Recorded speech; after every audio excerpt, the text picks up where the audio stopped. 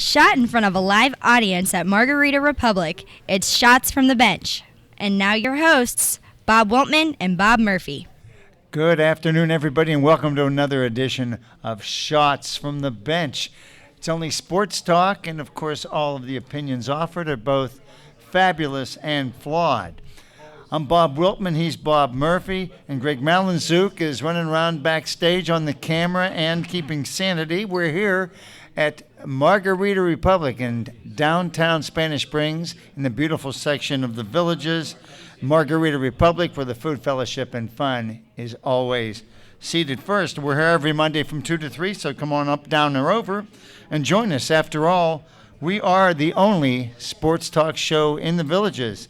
And let's get right to the action in the NFL this past week, partner. Well, we got one unbeaten left. One king is still standing, and that is the unlikely but very deserving Carolina Panthers. Absolutely. I've seen enough of them to know that they're for real, and I don't see anybody giving them a real tough time. They're playing great football. Well, they beat the Cowboys 33-14 yesterday in the same fashion they've been beating everybody else this year. Absolutely. And so, looking at their schedule, I don't see. I mean, anything can happen, obviously, but they've got the Falcons twice. They've got the Saints, the Giants, and the Bucks. Yeah, there's not a whole lot. I mean, the way they're putting teams away, I don't see anybody. I mean, that's a very. I'm not too scared of those. Those are very beatable teams. You better believe it. I mean, we're looking at maybe the only undefeated team in football right there. The Giants and the Falcons, of course, are going to be playing for a playoff spot, so they'll be fired up and giving it their all. But Carolina just looks like they're a notch above both those teams. So, hey, wouldn't it be great to see a team, sweep the table and go 16-0? Be fantastic, and good for them because they're playing good football every week. Yeah, and we're starting to see, starting to shape up who the top teams are in each conference. In the NFC, the Cardinals beat the 49ers 19-13, 9-2.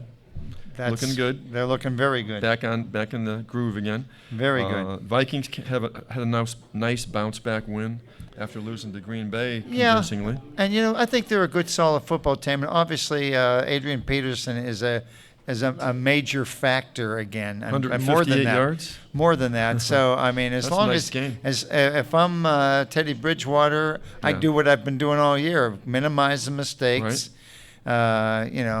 Use Peterson to both gain yardage and to keep the defenses honest. And he's playing smart, mistake-free football. So hats off to Teddy Bridgewater. The Viking defense is really playing well as well.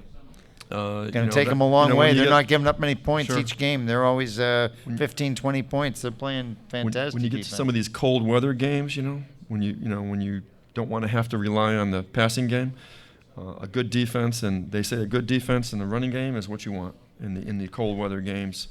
And so hopefully, but this is a tough test for Minnesota this week. They got Seattle.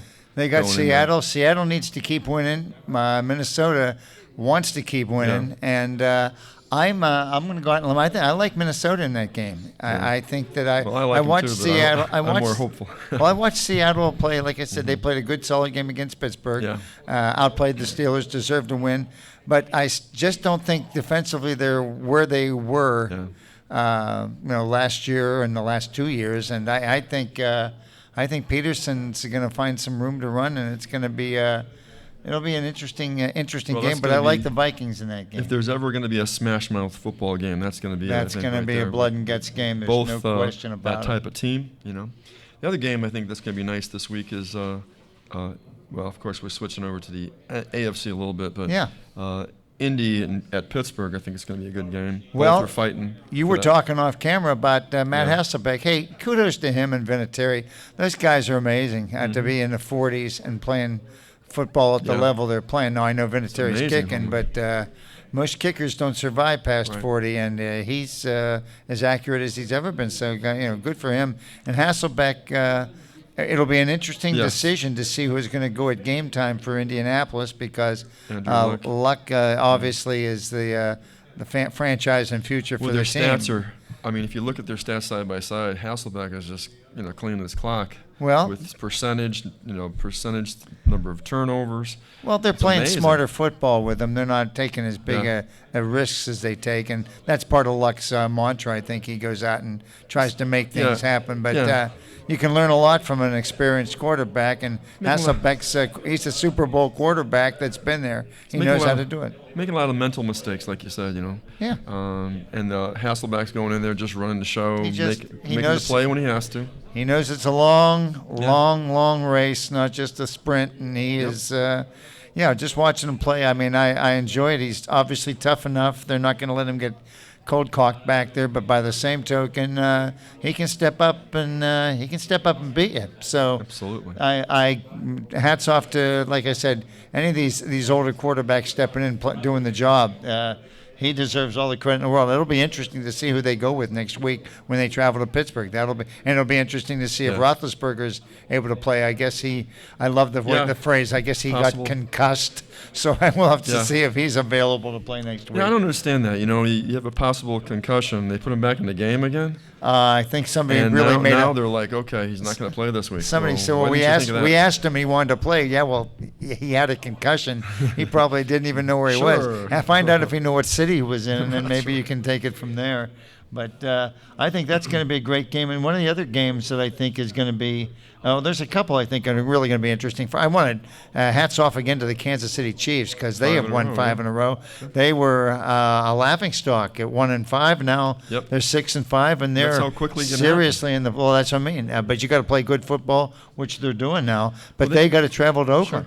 So when they lost Jamar Charles earlier this year, I thought that was it for them. I didn't Charles to me is as good a running back as there was in the league, and to lose him, I thought, wow, that's a real blow. But they've turned it around. They're playing good defense. Well, Alex Smith has become more of an offensive threat. We didn't see that coming, but so and good for Andy Reid. I mean, Andy Reid seems to get he gets more bad publicity for a fairly successful coach than anybody I've ever known. But so good for him. He's got things turned around. One game there. I didn't see happening was Washington beating the Giants. Both of them tied for first in the woeful East. While East. I didn't see it happening. I've seen enough of the Giants to know that they really. You talk about 1 week on, 1 week off. Holy mackerel! Nobody seems to want to win that division. Well, I mean, there's here you take it. But they're all good teams, right? So, I mean, literally, I like. I think this Cousins guy's just like Derek Carr. I think he's starting to earn his spurs and make some points. And well, like I said, we'll see where it goes from here. But well, the top 6 teams make the playoffs right. in each conference. Right now, you've got in the NFC, you've got of course Carolina, the Cardinals. Let's see who I have here. Carolina. Here, I'm looking right at it. You got Carolina, the Cardinals, Vikings, Minnesota, and the Skins and the Giants are tied. Yeah, So- and the Packers are at 4. They'd be the number one. If it were to end right now, the Packers would be the number 1 wild card team. Yeah. If that, there's a lot to happen between now and then. And they've got Detroit coming up. So Detroit's got to be feeling their oats a little bit. They've got a couple good wins over good teams. So Seattle's in the finishing up in the 6th spot right now. If they at 6-5, of course, some of these other teams could wind up catching them. they can't stub their toe. That's But, I said. This is a big game this weekend. No question about it. And over in the AFC, you got, of course, the Patriots now falling to 10-1. Denver's 9-2. And hats off to Denver, and hats off to that Brock Osweiler. They performed when they had to. The kid had a real good game. He's very good. I really like the way he looks. He reminds me. This whole situation reminds me of when Aaron Rodgers was coming out when Brett Favre got hurt, and he was understudy to him for 4 years or 5 years. And now he comes out firing like this, and wow, Osweiler. And he throws a beautiful ball, and he's making good decisions. I really like the way the kid plays. I have to admit, watching him play, I'd never seen him play before, but he looked very poised. Yeah.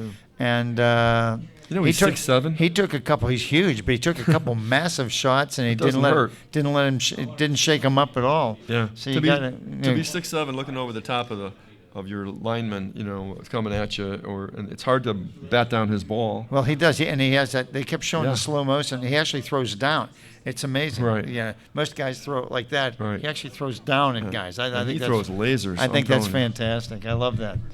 But that's the excitement. You've got these teams that are all playing. I think we can say thanks to the New Orleans Saints for participating. I don't know if their coach is in trouble, but that was a team that was expected to maybe be a Super Bowl contender. And good grief, they're 4-7, and Yeah. they just don't seem to. They Yeah, look like they aren't motivated at all every we had time a I week or watch two them there play. when we thought they were starting to get their mojo Yeah, going, but yeah. it just went right back to it again. Well, that's And, amazing. I mean, they just got dominated by the Texans, who you got to tip your hat off to today with their young quarterback leading them. Good grief, they're Right. 6-5 now. Yep. Now they got a and their big game. defense is fantastic. They got a huge game coming up. Yep. So, like I said, we're right where I love football. We're right where we want to be. Everybody's going to be 5 making weeks some left. big decisions. 5 weeks left. Got to stay healthy, and that's like I said. I see. Unfortunately for Seattle, the superstar tight end looks like he's done for the year. That Graham. Oh, Jimmy Graham. Yeah, that was ugly. He got a. Yeah, he got hurt in the end zone. You could see he got hurt pretty bad. So Yeah. he's going to be wrapping it up, and that's that's part of the luck Well, of as the a draw. Vikings fan, I'm not that upset about it, to be honest with you. But I don't wish the guy any ill harm here. You got to stay with it. But the fact is that injuries are going to be part of it, and injuries are going to play a big part coming down the stretch. Well, I'll tell you what, that was painless, and that wraps up the first quarter here at Shots from the Bench. We will be back to talk a little college football and throw a little trivia at you right after this break.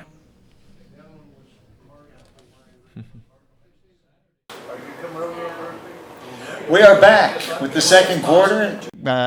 Coach Greg talked to us, and we're focused and we're ready to go as we start talking about college football. And partner, again, as the games get rolled out and the surprises keep happening, we finally look like we've gotten down to the final 5 or 6 players are going to be making the Big Four to get into the college championship. Anything there that surprised you? Iowa they beat Nebraska 28-20, and they remained in the top 4. Oklahoma State. That was one of the games we were looking at going in, and they crushed them. What a surprise! 58-23. Oklahoma State's defense only gave up 58 points again. Holy mackerel! Yeah, and Florida, Alabama beating Auburn, and these are all these traditional grudge matches, No question, yeah. Clemson, South Carolina. Now that was a game that really had a lot of people worried. 37-32. Heck yeah. If they had lost that game, that would have put this whole thing into disarray. Ask North Carolina about South Carolina. I mean. And so now that's what Clemson's got to play. So Yeah. They're top 4 right now. Of course, tonight, or tomorrow night rather, on Tuesday night, you got the panel voting again. I don't know how it's going to compare to the AP poll, which we have. But Clemson's number 1, Alabama 2, Oklahoma 3, and Iowa 4. Yeah. Now Oklahoma is pretty much a lock to stay in there. They're not. So They're not. again. They're not going to lose anymore. So they're done. I think they're done, and they're in. That? Yep. So then we got Clemson playing their conference championship against North Carolina. Now that's going to be a game. That's huge. That's That could change a both lot those of teams things. are going to play. That's everything. And then the other- yeah. I'm questioning not their strength, Sure. but Clemson. I'm still. It's regressed to the point where I don't know how good they are. I guess they're great, but I guess we'll find out because I have a lot of respect for North Carolina's program, and Right. they can beat them. They beat them. That's good. And then you got Alabama playing Florida, which is falling. Poor they're Florida. falling apart, really. Yeah, I mean I don't look at that. Look at that as being you never know, of course. You never know, but logic would tell you that that's another But the game to four watch. touchdown game. Yeah. The game to watch, and you agree, Iowa, Michigan State. That is going to be the game. But do you have any? I haven't seen Iowa. I know that they, like I said, I used to follow the Pitt Panthers. Mm-hmm. Iowa beat them by 3 points earlier in the year in Iowa, and I thought, well, they must be pretty good because Pitt wasn't bad. But Right. holy mackerel, they run the table to this point. against some fairly decent teams. I think they beat Indiana. Indiana is not a bad football team. Right. That's a pretty good team. Oh, sure. If Iowa wins, obviously they're a lock for that. Yes. So that game there and the Clemson North Carolina game are the games that are going to really decide this whole thing. Well, let's play the devil's advocate. Let's say Michigan State beats Iowa. Mm-hmm. Iowa's gone. They're out. Right. Forget them. Mm-hmm. Okay. So now you got Michigan State just taking over this fourth spot from I think that. so. That's how it works. They beat Ohio State. Makes all the sense in the world to me. They have no claim getting in there. I agree with you. with you. Stanford, I wouldn't say either. But miracles happen in Florida. Somehow beats Alabama. Alabama's got 2 losses. Who drops out? Then you got to look at Ohio State. Then you got to What look if Florida beats Alabama and North Carolina beats Clemson? Then we're really in a that's crazy. pickle here. That's crazy. That's absolutely nuts. But don't foresee that happening. But hey, anything can happen. Then you might be looking at Ohio State and Stanford moving up if they're winning. They have legitimate choices. But Stanford lost twice, right? Have they lost once or twice? I don't know. Yeah, I'm not. I'm kind of clueless on that. Twice. Okay, we're getting help from the audience. Thank God.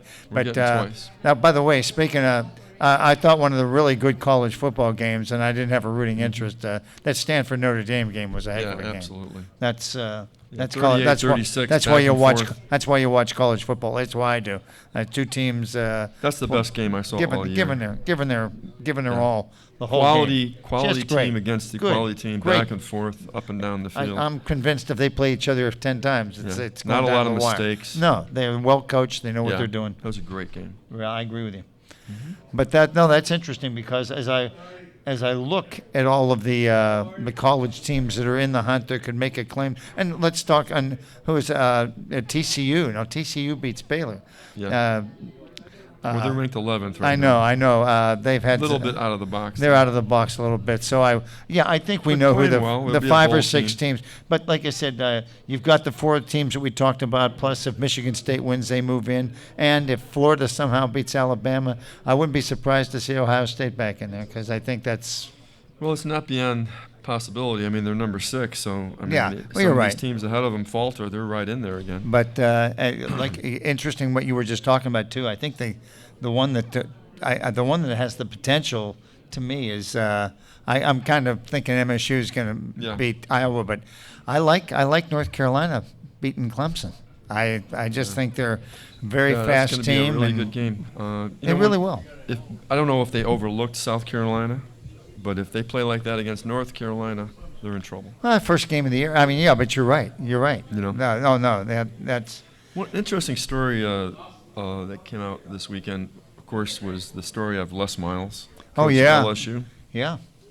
And then they played their last game against Texas A&M, and they beat them in that game. So.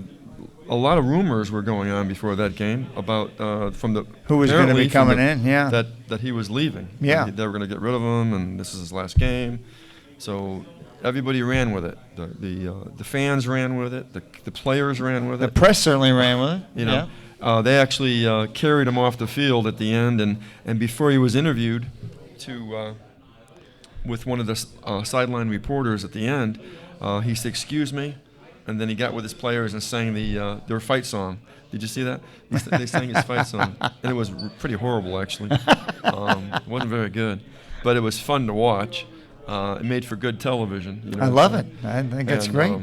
So what's going on there? So apparently, from what I'm hearing on a lot of the national shows, is the fact that the boosters wanted him out. And they wanted to get Jumbo Fishers. They had a choice that they wanted to go after. But apparently, at the last minute, according to reports, wherever that's coming from, that Jimbo Fisher backed out. So they backed out. But that's not the way you run that shouldn't be the way you try to get rid of a coach or keep a coach, wouldn't you say? Well, I agree with you. Didn't like the way that was handled. Well, but like I said, the boosters run the show, as you know. But I'll tell you what, if you've got a guy that's not 100% committed to coming in, it really looks bad to stand there and say, "Okay, we're getting rid of our coach. Whoop, our replacement's not." I like Les Miles. I think he's good for football. He's wherever if he left LSU, he would be. He'd top be. coach someplace else for sure. I guarantee he'd land in a program but, every bit as But prestigious. I think what they're going to have to do, since he's staying, is do a little adjusting to that offense. Right now, they're just a run offense, and very predictable. And so now they're going to go a little bit more, bring in some new offensive coordinators. That's what they're saying. And make it more of a pass-friendly and run type of game. With the rules the way they are, you yeah. almost have to do it that way. I mean, you can get you great can't compete runners. with Alabama just playing one way. No, that's right. I agree with that. Right. So, but that's it. No, that's an interesting point you had about Les Miles. I every time I read an article like that or I see something like come up and I think, well, the other guy's ready to go and all he has to do is change his mind and then you got egg on your face. So. That being, well, like I said, I'm glad he's keep sticking those around. things I quiet. think he's good for the game, Right. and I think that he comes out smelling like a rose on that. I'll tell you what we're going to do is we're going to throw a couple trivia questions at the audience here, and we'll see who knows what about. These are just a couple baseball ones, and we got some football ones coming into the fourth quarter, but a couple baseball ones, and I think this is a real clever one because I researched this. This is something Greg threw at me, but there was one player that played for the same team in 3 different cities. Oregon player. No, not an Oregon player. This was I don't want to give too many hints. It's a Hall of Fame baseball player. Played for the same team in 3 different cities. So I want you to think about that and think if you can think what the team is and who the player was. And also, I'd sure like to know who knows the name of the Cincinnati's 1934 pro football team. Those are some of the big. What's that? Babe Ruth what? Yeah. So Babe Ruth's the answer? No, that's a good guess though. I'm sorry, I knew it wasn't right. That's why I wanted to make a big deal out of it. But thank you. Who would have been the 3 teams he played for? I can't think about it. I knew New York was around at that time a lot. Yeah. Different cities and so forth. I thought he played for New York and Boston. He played for New York and Boston. Yeah. Well, then that doesn't qualify as playing for 3 teams in the same city.